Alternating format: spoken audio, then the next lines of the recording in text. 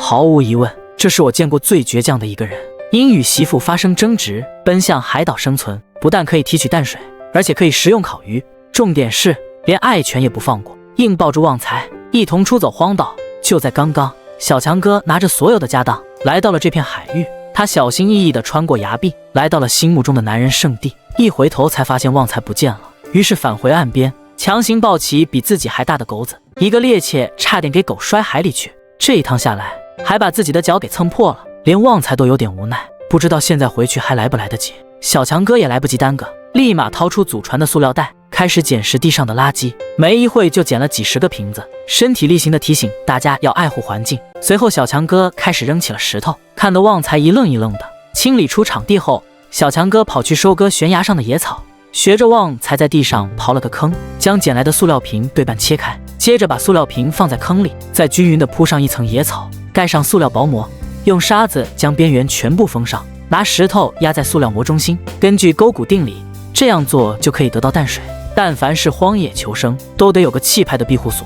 小强哥依赖天然的石洞，直接用树干搭了个屏障。旺财表示我的狗窝都比这大，还是在外面待着宽敞。小强哥用石块压在树干上，这样看起来不就靠谱多了？再把地上的石头扔出去，用木棍将地上泥土推平整。旺财表示这还差不多。趁着退潮的时间，小强哥顺利抓到了第一只螃蟹，然后费了半天劲把树干插进地里，看得出他很努力。随后他拿出一块连着鱼钩的泡沫，刚刚抓到的螃蟹刚好可以当诱饵，还有一些小虾米也不能放过。旺财看着鱼钩恋恋不舍，小强哥毫不留情把它扔进了海里，将另一头缠在树干上，泡沫还得用石头压住。忙活了一天的狗子终于得到了罐头，要不是就好这口，他也不会到这来。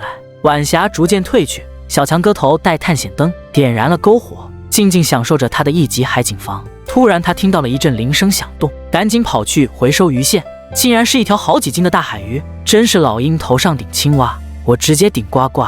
下一秒他就挖了个坑，把鱼猝不及防的给埋了。次日一大早，小强哥也没去看鱼，而是先跑到昨天埋野草的地方，打开一个口子，取出装满了淡水的塑料瓶，哐哐就喝了好几口。你倒是给旺财也喝几口啊。随后小强哥拿起了炫酷的潜水壶，潜水之前要先把衣服拿去海里涮一涮。有小伙伴知道这是什么原理吗？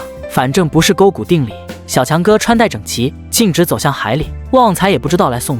成群的海鱼还没有意识到危险。哈喽啊，小水母，你也是被媳妇赶出来的吗？随后小强哥射出一箭，直接带走一位幸运观众，顺便拒绝了海胆的邀请。当他重新回到海面的时候，已经获得一串海鱼腰带。旺财一脸好奇地靠近渔获，看来他并不关心小强哥的安危，甚至还想跳起来抢鱼。小强哥只能把鱼拿到高一点的礁石上，解开他们身上的绳子，排好整齐的队形。你是不是还忘了什么东西？小强哥赶紧把昨天的鱼挖了出来，拿到海里涮一涮，还是那个帅气的靓仔。6条鱼摆好队形，小强哥也不急着吃，跑去给门口种了个特色盆栽。旺财再一次无语了，看来还得监督小强哥干活才行。只见小强哥点燃木柴，开始烘烤自己的脚丫子。旺财心想着简直浪费表情。为了丰富菜色，小强哥又去收集了一些海螺，拿着罐头盒子装了2罐海水，烧开后放入海螺。他给旺财说，这就是正宗的水煮肉，骗你是小狗。随后他用小刀挑出海螺肉，第一口先给狗子吃，毕竟他块头大惹不起。接下来才到了正菜，小强哥将海鱼的鳞片清理干净，直接现场烤了起来。这么多条鱼可以再煮2天了，挑一条小的赏给旺财。